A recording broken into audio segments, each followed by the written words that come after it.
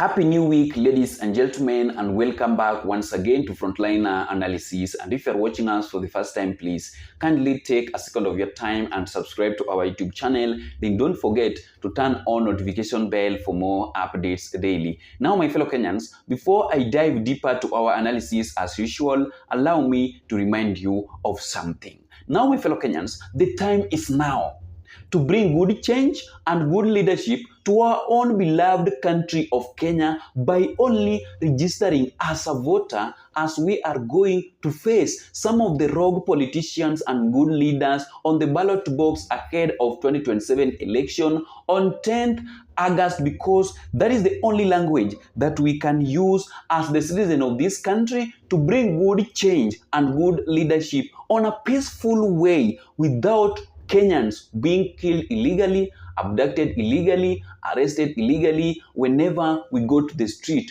to protest, so that the government of the day of William Samoei Ruto can serve our own interest as the citizen of this country who voted for them whenever they wanted to occupy different offices during the last general election. So I'm humbly requesting you to register as a voter, because that is the only tool that we can use to bring change on a peaceful way inside this beloved country of Kenya. Kindly register. Welcome to our analysis. Now, my fellow Kenyans, you are not going to believe this with your own eyes and ears. Just imagine that right now, SHA, that was meant to help a normal mwananchi to pay their hospital bills across the country, is not stable just because the money that was meant for health purpose is being kept at State House to bribe leaders and also the citizens of this country to attend William Samoei Ruto's rally. It is true. Right now, SHA is not working. Secondly, doctors, teachers are busy striking and protesting each and every day just because they have not yet been paid, just because they are being told that there is no enough money and many other challenges that the citizens are facing in this country. Yet, as I'm talking to you right now, KTN investigation have now revealed that Interior CS Kipchumba Murkomen Security Forum have spent over 700 million shilling in 6 months with zero impact but lavish use of choppers and fuel guzzlers just in the name of security matters across the country. Over 700 million. Because wanatumia choppers, more than 4 choppers, and more than 60 vehicles, escort. And that one is one person that have spent over 700 million in less than 6 months. What about the CS of Treasury, John Madi? What about the CS of Energy, Opiyo Wandayi? What about the CS of Mining, alias Joho? What about Kindiki? What about President William Samoei Ruto himself? These people are busy misusing taxpayers' money on unnecessarily ways. Why? Why?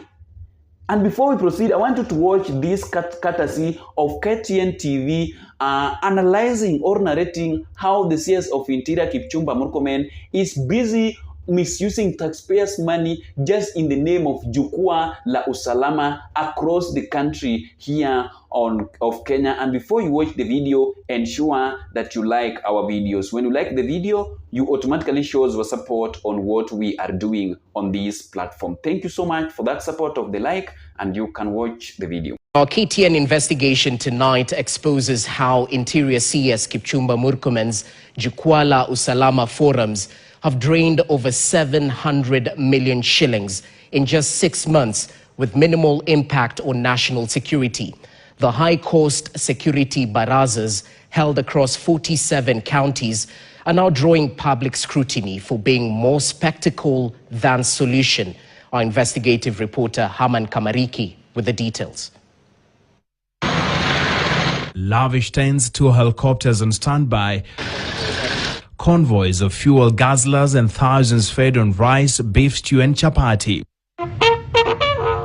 That's the picture of Jukwaa la Usalama, the Interior CS's nationwide forums on security. But behind the speeches and the spectacle is a bill that's raising eyebrows. KTN has established that each forum costs a minimum of 15 million Kenya shillings, covering travel allowances, helicopter hire, catering and accommodation. The money, sources reveal, comes from a confidential vote, funds meant for classified security operations and intelligence. A few weeks ago, we lost our assistant chief in this county as a result of attacks that were perpetrated by criminals who have illegal firearms. At the last meeting in Kabete, over 2,000 people were hosted, including deputy county commissioners, chiefs and police commanders, all facilitated with cash allowances of up to 5,000 Kenya shillings.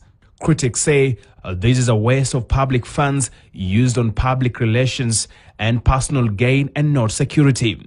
Richard Onyancha says, and I quote, this is waste, pure waste. National security isn't managed in barazas. It's a strategy, not spectacle. Benjamin Gathiro, the Member of Parliament of Embakasi, says, and I quote, these are political rallies dressed as security meetings. It's pure, nothing more. From Makueni to Machakos, Kitui to Kisumu, the story repeats itself. In Makueni, cross-border crimes persist. In Kitui, farmers still clash with armed herders. In Machakos, university students continue to face night robberies. And in Kisumu, participants were paid cash from a briefcase between 1,000 and 3,000 Kenya shillings, according to one assistant chief. Security analyst George Musamali says the entire program is an expensive duplication of roles. These forums can't fix insecurity. Chiefs and police officers already give daily reports. This is politics and not policy. Former Principal Secretary Irungu Nyakera dismisses the initiative as replacing working systems like Nyumba Kumi with untested models.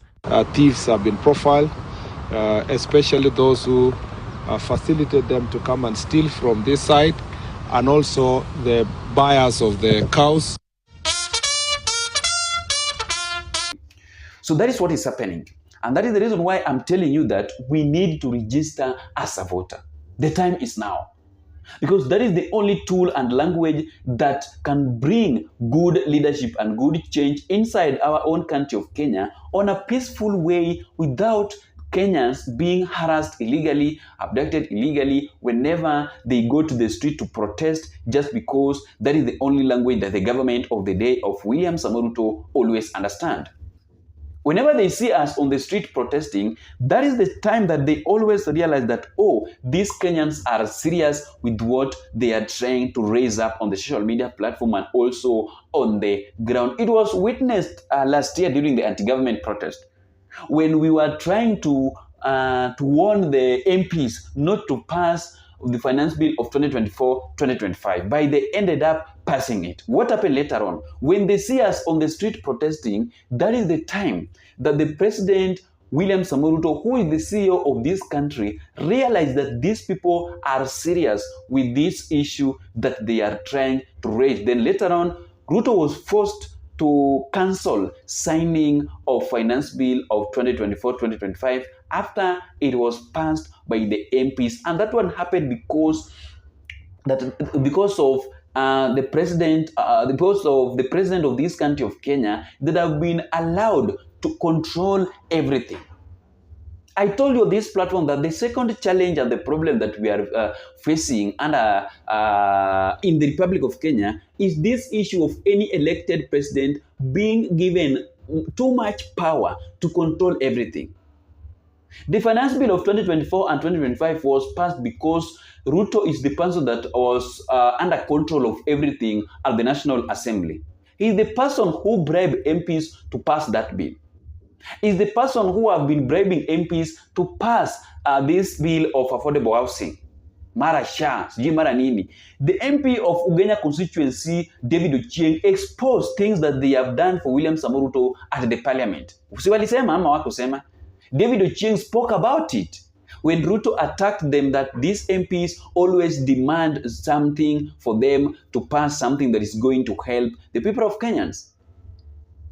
When Ruto attacked MPs, David Ochieng exposed some of the things that they have done for William Samoei Ruto when Ruto requested for them. And that is the reason why I keep on reminding you on this platform that it is high time for any rule or any law to be added under our constitution that ban any elected president from controlling national assemblies, that is Senate and Parliament, and also from controlling courts across the country and also security affairs, so that those places should be left independent to serve the people of Kenyans equally without favoring any Kenyan citizen, whether you are a president, a minister, a CS, or even a deputy, anybody. If we because that is the only way that we can have change in our own country. But if you allow any elected president to overrule everything, then there is nothing that will be done. There is nothing that will change in our own country because the CSS and ministers under William Samoei Ruto's government are not playing their role. They can't speak. They can't work under their offices to make sure that they bring good change in this country of Kenya because the president is under control of everything. Hakuna kazi wanaweza fanya.